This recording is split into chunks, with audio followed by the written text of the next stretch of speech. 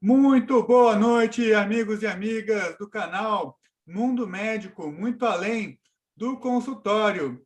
Hoje nós temos como convidada a doutora Cíntia Ferreira, que ela realmente é esse sorrisão que vocês estão vendo. Não é tipo, conheço minha amiga de longa data, fomos colegas de estágio ainda na faculdade de direito e agora voltamos assim um pouco na condição de advogado, na condição já de muitos anos depois também com canal de YouTube, com canal de Instagram.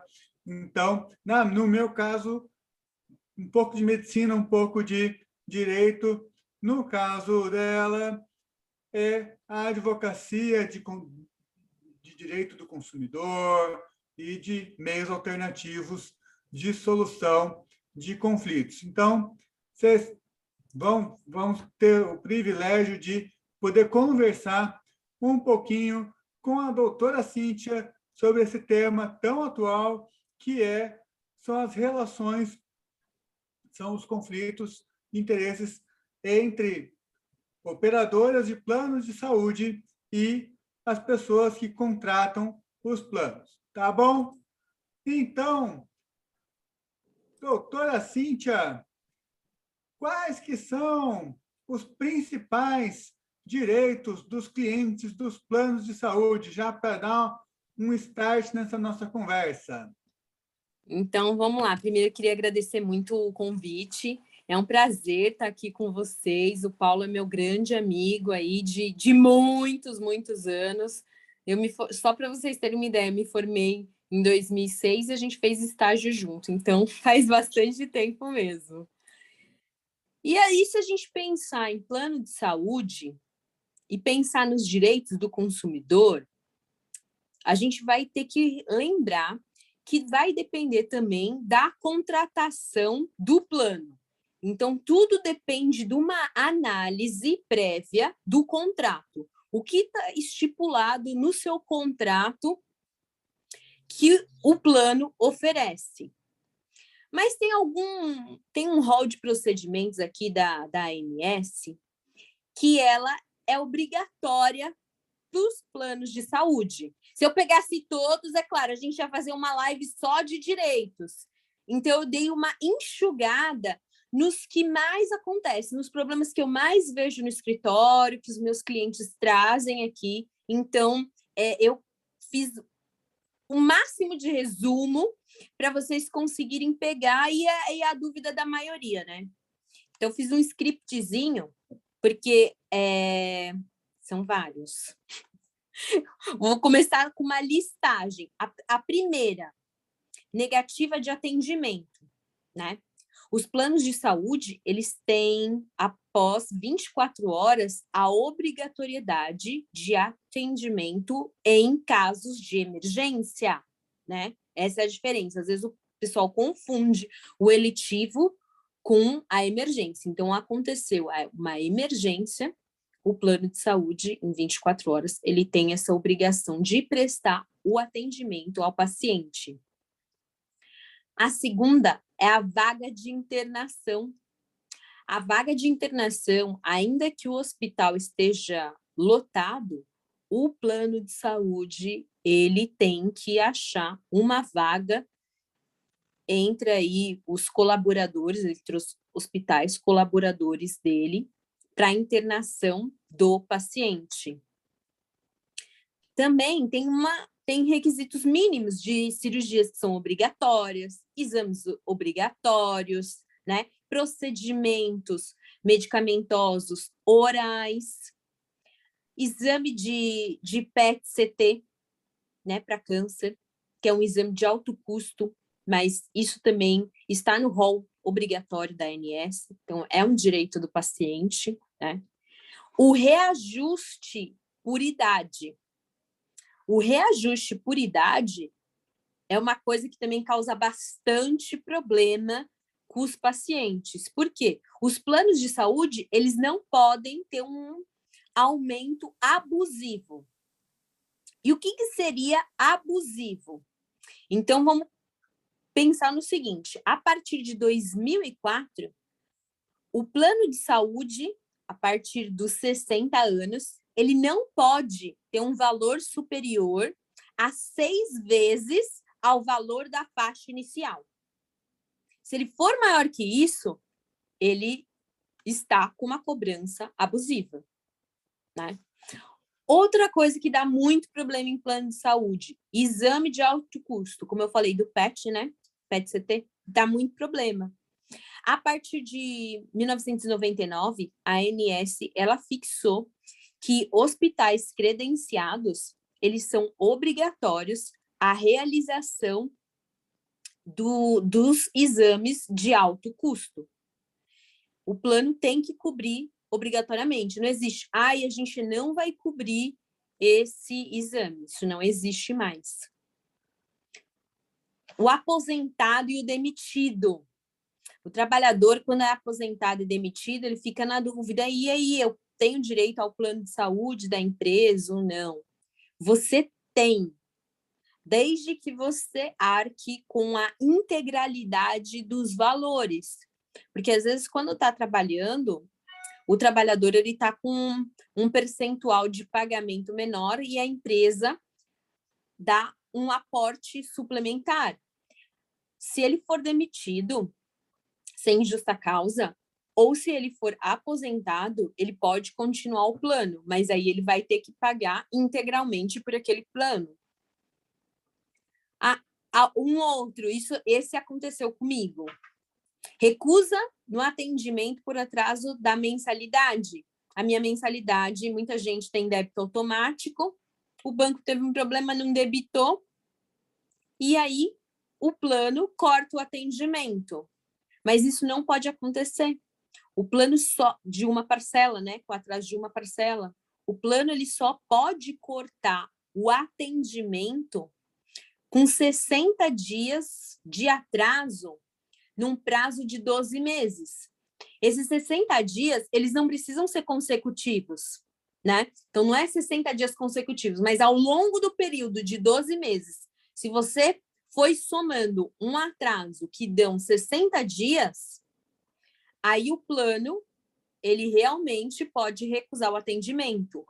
Porém, e aí que está o problema, no 50º dia, o plano de saúde, ele tem que ter te enviado uma notificação expressa, tá? Então, escrita, isso tem que estar escrita, desse seu atraso e que ele vai cancelar o atendimento.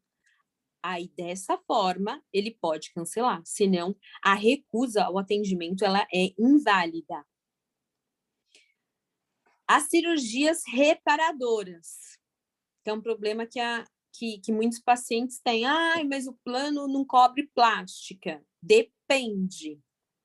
Cirurgia reparadora, após uma bariátrica, né? Porque plano cobre bariátrica também, mostrando a comorbidade e tudo que está gerando no paciente de doença por causa dessa obesidade, o plano, ele cobre, sim, a bariátrica. Mas aí o paciente fez a bariátrica e tem que fazer cirurgias reparadoras. Quem vai cobrir isso? O plano de saúde. O plano de saúde vai cobrir isso. E além de uma prótese, né, de mama, por exemplo, no caso de câncer, também é o plano de saúde que cobre essa cirurgia reparadora, né?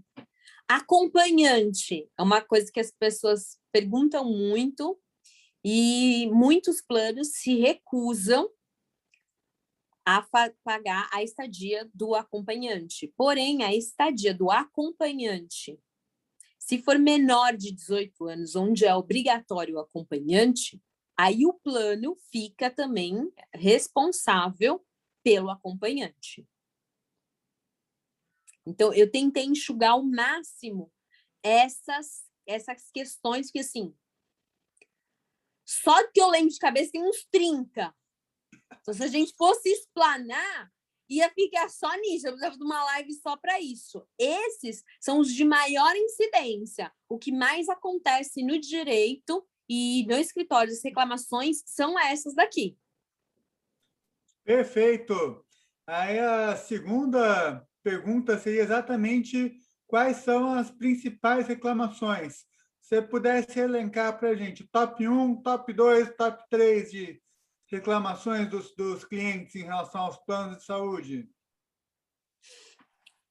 Eu acho que o primeiro é problema de exame de alto custo. É o que eu tenho mais problema. Em segundo, medicamento, liberação de medicamento. É o segundo. O terceiro são os acompanhantes, que o plano não quer cobrir a despesa do acompanhante. E o quarto é a cirurgia reparadora. A cirurgia reparadora, no caso da bariátrica, o de mama é bem tranquilo, assim, eles cobrem. Mas no caso da bariátrica, eles acham que é estética. E aí fica realmente um jogo de plano de saúde, a pessoa, e muitas vezes, infelizmente, a gente tem que judicializar por causa desse embate que fica e eles não liberam, eles começam a não liberar. Com relação a medicamento, o pessoal da bariátrica também sofre esse mesmo tipo de problema. O pessoal de câncer, não. Os pacientes de câncer, o plano, ele libera os medicamentos, mesmo sendo de alto custo, não tem problema. Porém, da cirurgia bariátrica, quando você faz a cirurgia bariátrica, dependendo da cirurgia que se faz, se se opta pela bypass, existem medicamentos que o paciente vai ter que tomar ao longo da vida. Então, aí é uma briga para o plano de saúde liberar esses medicamentos. Porque eles entendem que é o custo do paciente, que ele tem que se virar, mas é o plano de saúde que tem que cobrir quando é um caso de tratamento, como esse. Uhum. E estava vendo uma matéria do site Jus Brasil de que os pacientes ganham 9 em cada 10 processos contra planos de saúde. 8 ganham integralmente, 8,5 ganham integralmente, 8 ganham integralmente, 1 ganha parcialmente em relação a alguma questão, e normalmente acaba perdendo porque não estava fora do escopo. Você que é a nossa especialista em soluções alternativas de conflito, quer pacificar o mundo, é possível mediação, conciliação, arbitragem, no meio que são os instrumentos de solução não judicial, não judicializando. É possível esses instrumentos na prática do direito médico, na prática de solução dessas ações contra os planos de saúde? Então, vamos lá, Paulinho, vamos dividir essa pergunta aqui, porque essa pergunta ela tem alguns probleminhas, né? Porque tudo do direito existem algumas correntes. A priori, assim, ó, mediação e conciliação de cara, eu te falo, com certeza. Com certeza é possível resolver esse tipo de problema através de mediação e conciliação. Por quê? Porque a mediação ela vai usar um terceiro, aí vai envolver até gestores do hospital, porque a maioria dos médicos e dos hospitais, eles são muito abertos a tentar ajudar o paciente com relação ao plano de saúde, né? E é que realmente não depende deles, eles não podem abrir uma coisa, por exemplo, o hospital ele não pode abrir um exame sem autorização do plano. Então, fica aquela briga, mas assim, eles tentam ao máximo fazer de tudo para ajudar o paciente. Então, eles vão na mediação, eles ajudam muito a gente. Só te interrompendo um pouquinho, essa semana tinha uma médica que tem muita ação, muita atuação nas redes sociais. Ela fez um post, fez um meme de essa semana eu não vou mais implorar ficar brigando com o plano de saúde por conta dos meus pacientes. 5 minutos depois, ela, pelo amor de Deus, libere esse exame, faz isso para mim. Rasteja, chora, abraça, dá por favor, abraça os pés, por favor, libera logo esse exame, eu estou precisando, o paciente é urgente, não sei o quê, e por aí vai. Então, sim, essa é uma realidade também dos médicos de correr atrás, de precisar da liberação desses do plano de saúde. Exatamente. Tem um autor americano, que eu não me recordo o nome agora, ele escreveu um livro inteiro sobre isso, essa relação nos Estados Unidos. Que o plano de saúde, ele vai, nas palavras dele, o plano de saúde ele vai liberar. Ele só vai brigar com o hospital, com o médico nos Estados Unidos por 2, 3 meses até chegarem a um ponto de acordo em relação ao preço. Eles vão pagar. Eles já sabem que eles vão pagar. Eles só vão demorar um pouco até liberar. Então, aí é uma questão de queda de braço do sistema americano em relação ao pagamento de plano de saúde. Aqui no Brasil também não é muito diferente. Por quê? Porque, na maioria das vezes, eles liberam. Só que essa liberação ela é muito demorada. Então, por exemplo, teve uma cliente aqui do escritório, o que aconteceu? Ela precisava fazer uma cirurgia eletiva, claro, para a coluna, e para sair o exame de alto custo dela, ela foi quase no limite da cirurgia. Ela teve que remarcar a cirurgia e aí ela ia remarcar uma segunda vez. E foi quando a gente, infelizmente, teve que entrar com uma medida. Aí, quando a gente entrou com a medida, não deu nem tempo do juiz falar nada, porque eles liberaram na hora, mas olha o que se perde de tempo, olha o que você ocupa o tempo de um médico, um leito hospitalar, porque a pessoa fica lá esperando sem uma previsão, né? Que é um direito do paciente. Isso é obrigatório também. Falando dos direitos dos pacientes, o plano de saúde ele tem 5 dias úteis para fornecer uma resposta. E ela já estava há 2 meses esperando uma resposta. Então, foge totalmente.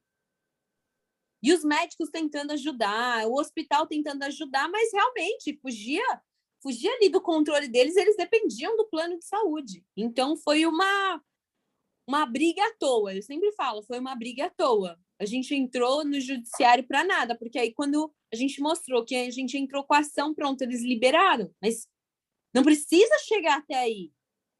É por isso que eu falo que eu gosto dos métodos alternativos de solução de conflito, por isso. E muitas vezes os médicos, eles se dispõem, os médicos, os gestores hospitalares, enfim, eles se dispõem a participar das mediações e da conciliação para mostrar para aquele terceiro o quanto aquele procedimento é necessário e quanto que ele precisa com uma certa urgência. Porque ainda que seja uma cirurgia eletiva, quanto mais tempo, pior é o estado do paciente. Então, ela sentia muitas dores. Né? Essa minha cliente sentia muitas dores. Imagina, 2 meses depois, ela não estava quase andando mais.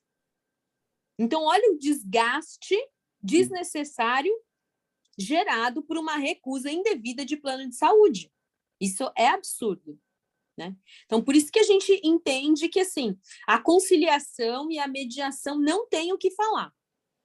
A conciliação, ela comporta todos os procedimentos, né? Então, com certeza, o plano de saúde, essa relação, ela está embutida na conciliação. A arbitragem, aí que é o problema. Nós temos duas correntes. Uma corrente, ela explica, pela arbitragem, ela versar só sobre direitos disponíveis, né, e patrimoniais.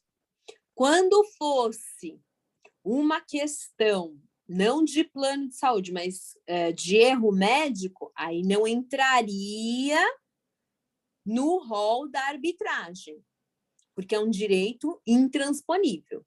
Então, aí não entraria. Agora, como a maioria dos juízes, e até entendimento pacificado, que o plano de saúde é uma relação consumerista, claro que dependendo do plano que você escolhe, porque tem plano de autogestão, que aí é outra coisa, mas é consumerista, aí entraria em arbitragem. Porém, não é todo o litígio que vale a pena entrar em arbitragem. Por quê? Porque o árbitro, ele tem que ser especialista nessa área, né, que você está pleiteando. E é muito difícil encontrar especialistas no rol de arbitragem. Então, ainda que possa, como a falta de profissionais no mercado, isso dificulta. Uhum. Então, às vezes, é muito mais fácil você entrar com uma ação do que você optar por arbitragem. Então, o mais viável, para ser mais rápido mesmo, seria a mediação ou a conciliação, por causa desse limite de árbitros que a gente tem no país. Olha só, que legal.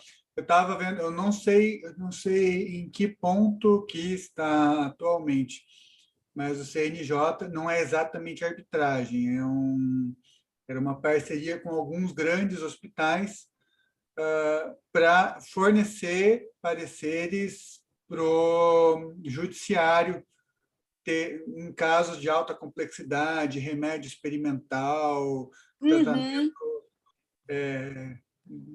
tratamento que é do outro lado do mundo e que vai custar uma fortuna. E, enfim, médicos já não, a não ser que seja um médico especializado naquele remédio que está sendo desenvolvido, que participou do desenvolvimento do tratamento, está participando da pesquisa, em geral, um médico normal ele não vai conhecer esse procedimento que está alguns anos-luz à frente ou super experimental. Em geral, o médico ele não vai conhecer. Depois que já tiver mais mastigado, que já tiver mais...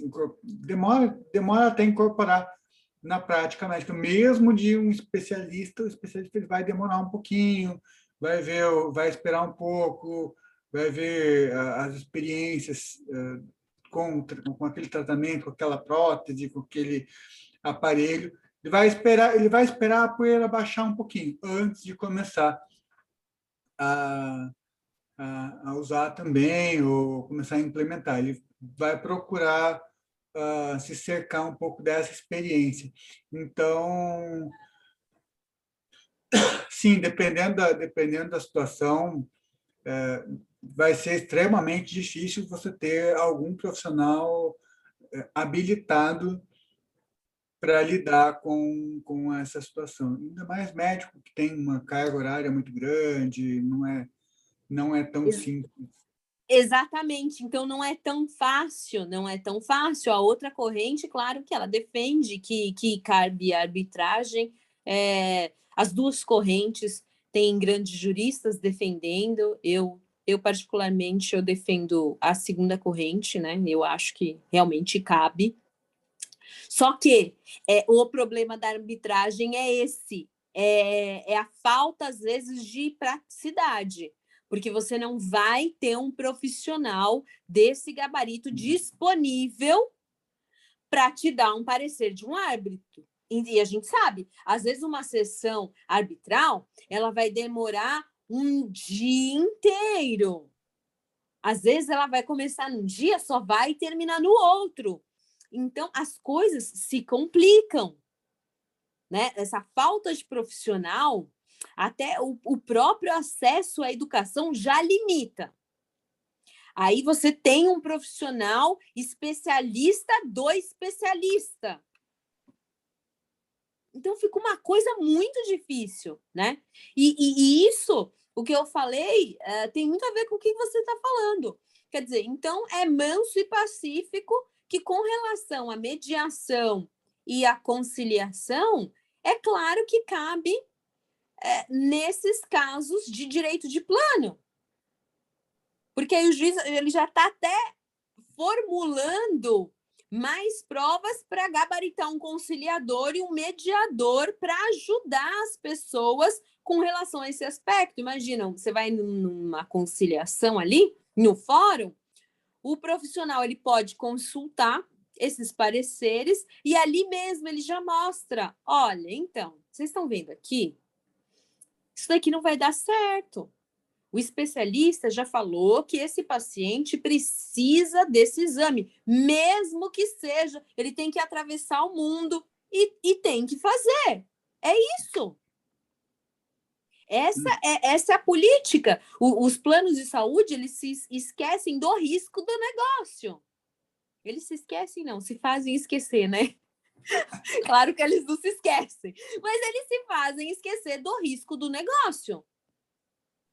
Porque, às vezes, no seu país, realmente, não vão ter técnicas para te ajudar a resolver aquele problema. Então, você vai precisar de uma importação de técnico, ou você vai ter que exportar o paciente para algum local. Aí, o plano de saúde não quer de jeito nenhum. Então, com um parecer desse, né, talvez eles repensem, então, vai perder mesmo se for para uma ação judicial? Será que não vale a pena resolver isso e minimizar os custos? Sim.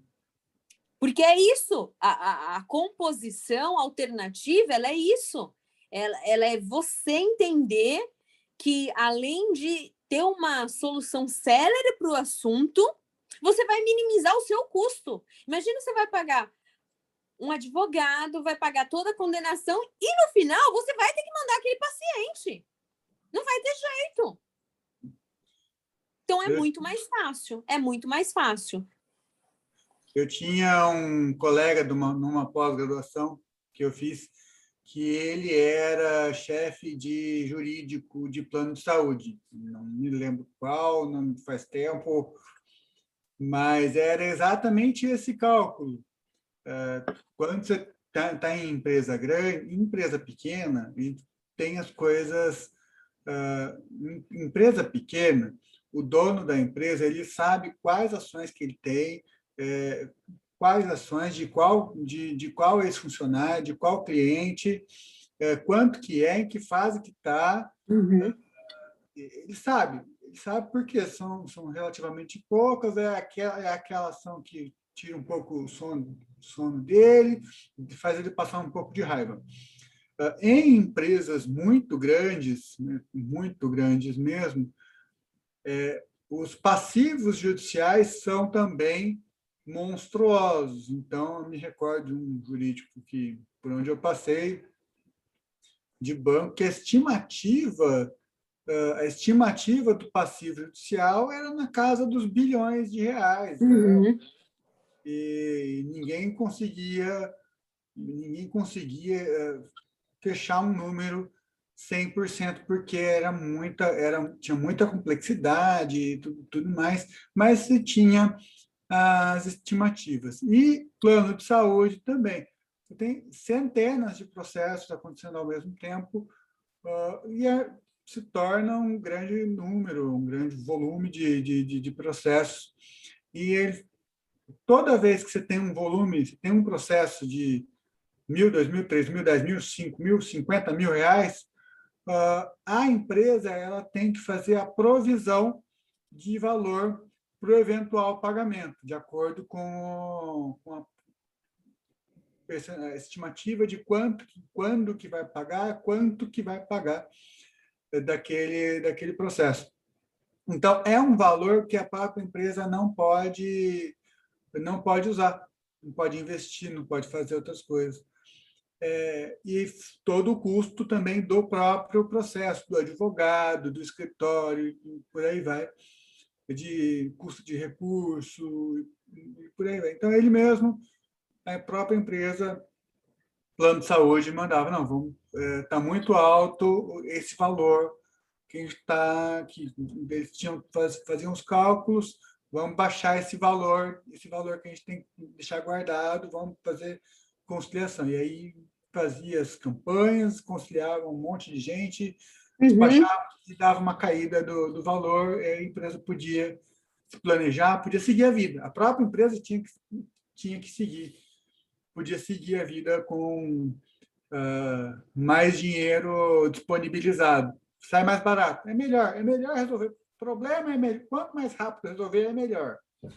Gestão de passivo, né?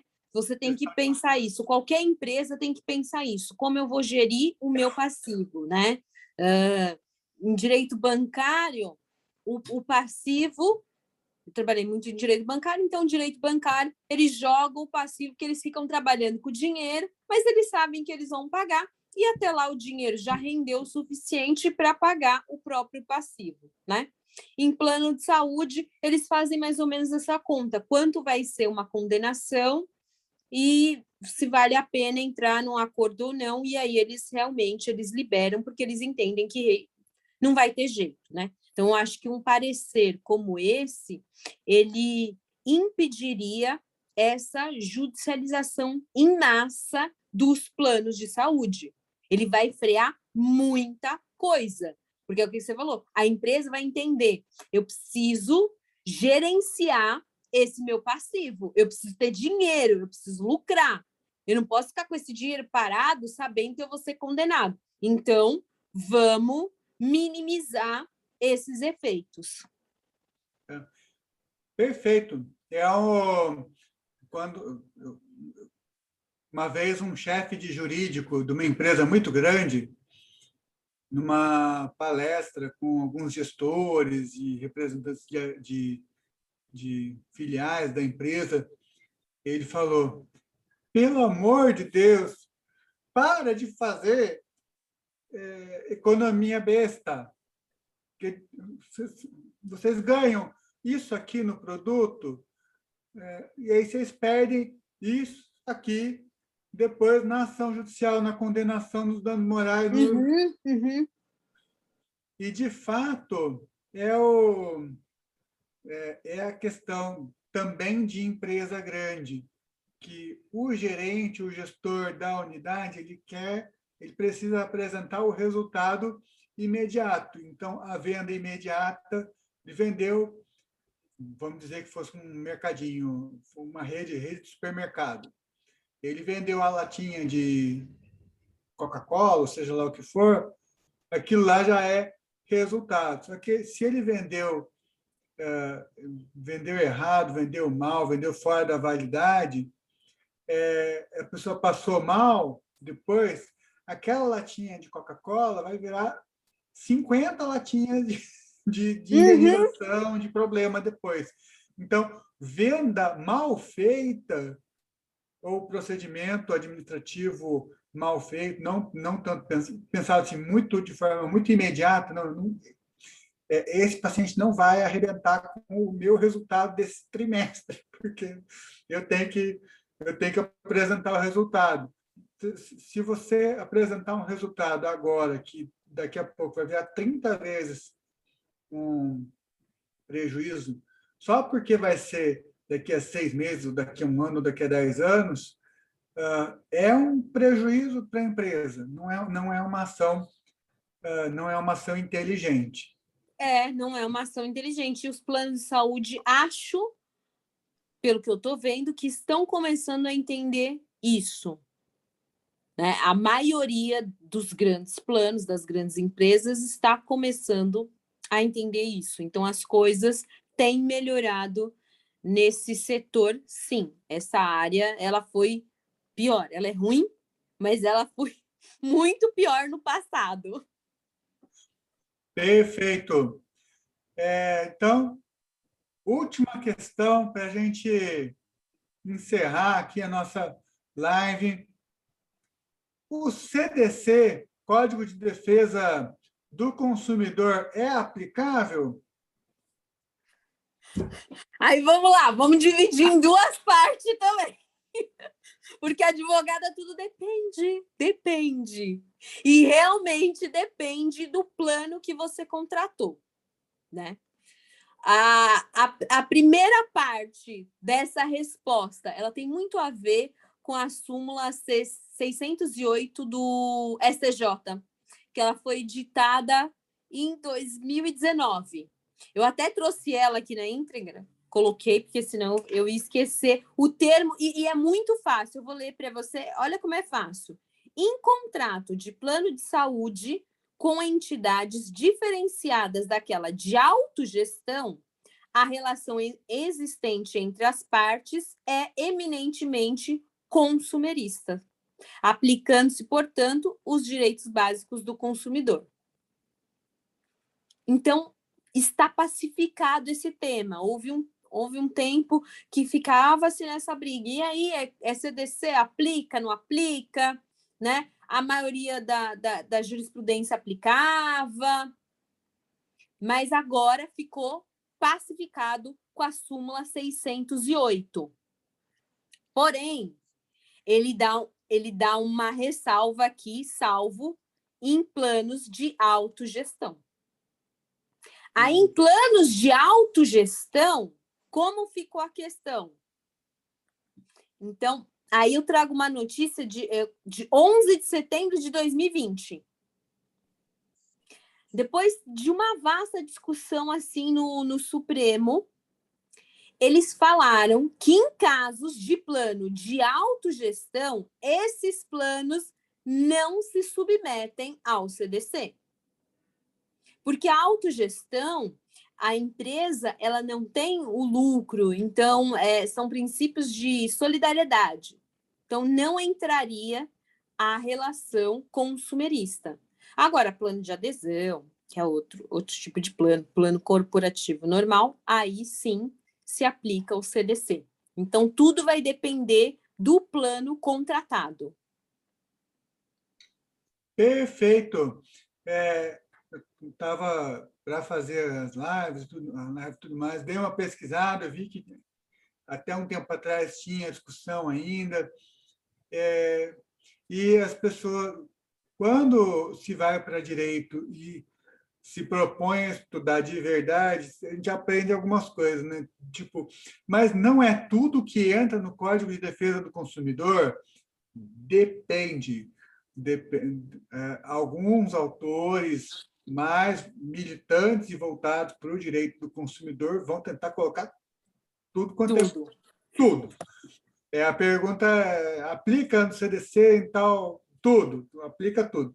Mas não é tão simples assim e pode gerar diversos problemas para você. Então, Paulo, mas no que não aplica o CDC? Lembra aquele carro que você comprou do seu vizinho? Estava um pouco de amassado, não sei o que lá. Não aplica CDC. É um ato de direito civil. Você não tem garantia, você não tem você tem uma série de obrigações de boa-fé objetiva e tudo mais, mas você não tem Código de Defesa do Consumidor. Então, a seu favor, você tem uma série de garantias a menos. É claro que, vírgula, depende um pouco do autor. Dependendo do autor, tudo que for possível e imaginável entra no Código de Defesa do Consumidor. Mas, qual uma diferencinha prática para a pessoa que entrou no plano de autogestão em relação a uma pessoa que entrou num plano normal de saúde? Na prática, Com, para com relação ao CDC? isso. Se vamos dizer que não aplica o CDC para a pessoa. Não, o de autogestão não aplica, não aplica. Por quê? Porque é aquela empresa que ela criou o plano para o funcionário tal, e ela faz a gestão desse plano, ela não visa o lucro. Então, aí não aplica. Aí o tribunal, ele já pacificou, o Superior Tribunal Federal, ele já pacificou, não vai aplicar em autogestão. É isso que é o autogestão. É quando você entra numa empresa e aí você sabe, não tem uma operadora do plano de saúde. Então, o plano de saúde lá da Sul América, da Mil, né? Esses nomes grandes. Então, esses aplicam o CDC, porque eles são empresas que visam lucro e eles têm um comprador final. Por isso que se aplica o CDC. É isso que a gente tem que pensar. Em direito, funciona assim. Então, tem uma parte que ela está visando lucro, ela é uma empresa que vende um produto para o consumidor final, que sou eu que estou comprando esse plano de saúde. Aí se aplica o CDC. Então, isso tranquilo. Planos de adesão. Aqueles planos corporativos de adesão, né? Por exemplo, os advogados têm esses planos também, corporativos de adesão. É uma gestora que ela faz a gestão desses contratos, mas você faz com uma operadora, uma Unimed, uma Bradesco Saúde, enfim. Então, isso sempre vai aplicar o CDC. A autogestão, eu entrei numa firma. Aí a firma, ela tinha um plano de saúde. Só que o plano de saúde dela não é esse. Ela faz a gestão desse plano sozinha e ela não ganha, ela não recebe dinheiro para essa administração. Então, ela não tem o produto. Se ela não é um fornecedor de produto, não entra a relação entre consumidor e produtor. Então, por isso que não se aplica o CDC. Aí fica bem fácil, acho que, das pessoas entenderem quando aplica e quando não aplica. Perfeito! Então, gostaria de te agradecer mais uma vez, ter atendido aí o convite, para a gente discutir um pouco mais sobre essas relações de saúde, são importantíssimas. Estava vendo até uma matéria que se estima que aumentou em 130% o número de processos agora durante a pandemia. Então, Por muito, causa do Covid. muita Exatamente por isso. Porque eles não aceitam medicamentos, exame de alto custo, procedimento de alto custo. Então, o que mais bombou foi isso. Porque se você tem exame de alto custo, você tem procedimento de alto custo para salvar uma vida. Eu sempre lembro daquele. Eu falo para os meus clientes: olha, pensa no Paulo Gustavo. Quanto que será que foi o valor daquele pulmão artificial que ele usou? Por quantos dias ele usou? Então, você faz o valor do aluguel vezes X dias. foi É um astronômico. valor muito alto. Então, você acha que o plano de saúde vai pagar assim? Claro, tudo bem, não vai. Não vai. Você vai ter que discutir, você vai ter que brigar, você vai ter que explicar. E aí que entram os métodos, né? Compositivos, fora do judiciário, ou, em um último caso, e até num caso de emergência mesmo, né? O judiciário. Mas por causa disso, dessa explosão do coronavírus, que gerou aí para as pessoas um grande problema, né? Às vezes você tem problema também de deslocamento. Ai, superlotou o hospital. Não tenho vaga, vai para casa. Eu tenho plano de saúde. É um dos deveres do plano de saúde fornecer o leito. Como ele vai fornecer? Não faço a mínima ideia. Ele tem que procurar na rede conveniada. Aí não é com o paciente. Uhum. Mas o que aconteceu com o paciente? Não temos. Não tem leito de UTI. E aí? Tô morrendo. Faço o quê? Continuo morrendo ali na fila pagando o plano de saúde. Não dá. Não dá. É isso que o plano de saúde ele não entende. Quer dizer, finge que não entende, né? Finge que não entende, finge que é cego, finge que é... Não é comigo, não sei o que está acontecendo. E muitos planos de saúde falam, mas os hospitais estão lotados, o que a gente pode fazer? Então você vai brigar na ANS, meu filho. Eu não sei, você que saiba. Porque não tem o que a gente fazer. Não tem o que a gente fazer. É um direito da pessoa ter um atendimento médico. Então, o que ele vai fazer? E aí, o deslocamento de paciente é uma outra briga, porque o paciente não acha um leito, e aí o plano não quer se responsabilizar por esse deslocamento do paciente para uma outra unidade que tenha um leito disponível. Então, é um real boom que aconteceu por causa da pandemia de Covid-19. Perfeito. Então, muitíssimo obrigado, minha amiga. A gente segue. Vamos combinar mais algum dia, mais algum tema aí bem atual para a gente ir discutindo. Com certeza, foi muito bom estar com você hoje à noite. Espero aí que eu tenha atendido as expectativas. Eu tive que dar uma boa enxugada nas coisas. Se ficou alguma dúvida, podem entrar em contato comigo no Instagram, eu respondo no direct, sem problema nenhum. Fala para o pessoal onde que te acham, doutora?